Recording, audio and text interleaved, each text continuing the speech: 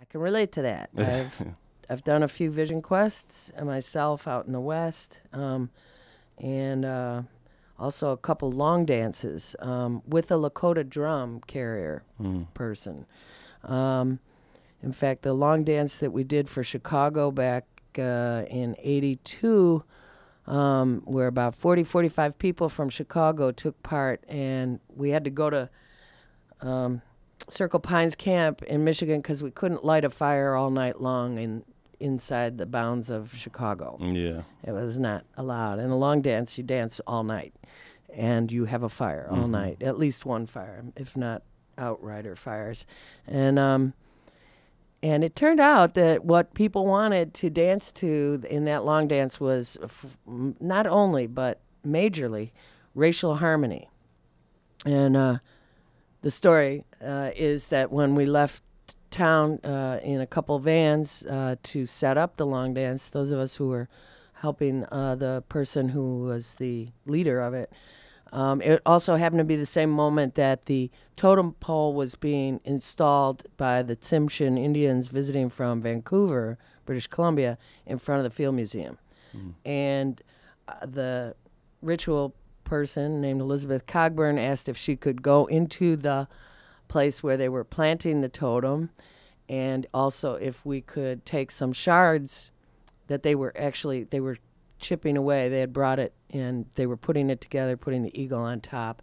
So we took shards of the totem pole. She did a prayer where it was being planted, and we took that energy with us to Michigan and danced. And as it turned out, like I said, it was people's wishes that we were dancing for racial harmony here at home.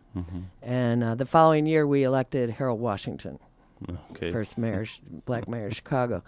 So I find great strength, power, and energy to be found in the kinds of ritual that our Native peoples have available to us, and you're very fortunate to be doing that work. Yeah. And maybe I would just ask you, Vlaco, what is it that keeps you going back to do more of this? Yeah, that's a really big question. As you asked that, is just my mind goes to a lot of different things, but I guess bottom line, what keeps me going back, I mean, I've started going out there last year in May. It was Memorial Day weekend that I went. Sort of a very spur of the moment. I didn't really know what was going on or why I was going out there. And there was a group of people who were going out to do a vision quest. And at this point, I didn't really even understand what a vision quest was.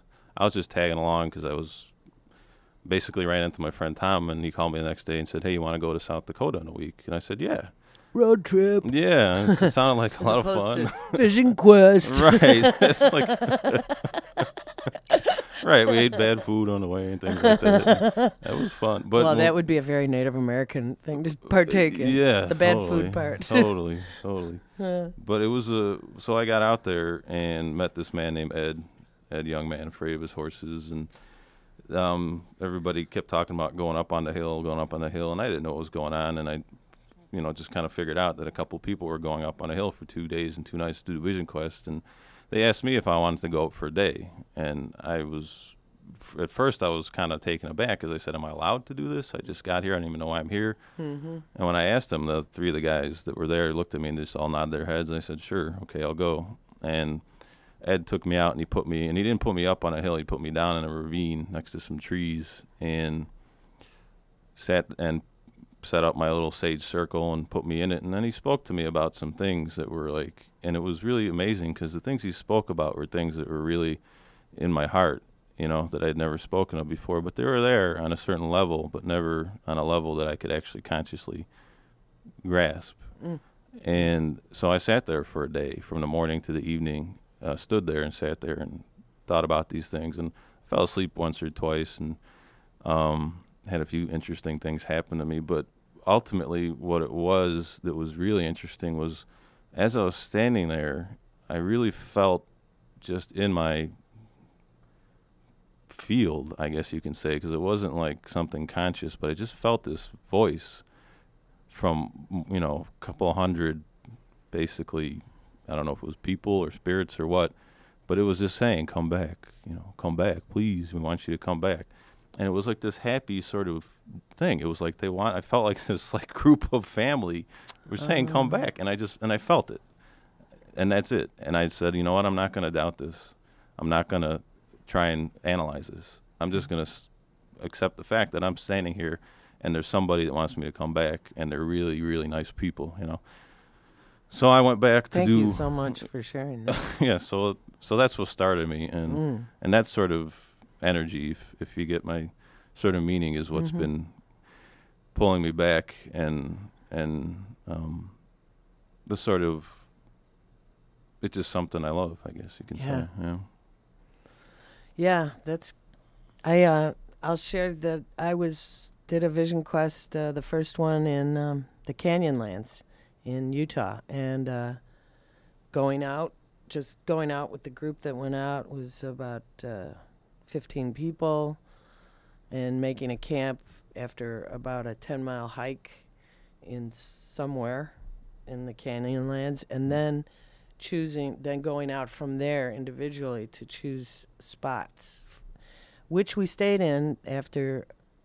You had a buddy that there was a message rock between your two spots so that you could keep track, or leave a rock or leave a pine cone or whatever. Not in the Canyonlands, a pine cone. Usually it was a rock. Right. On that rock, just to let them know you were okay each morning, and they left one at night, and you checked on each other that way. But basically you were alone for 3 days and 3 nights, and water.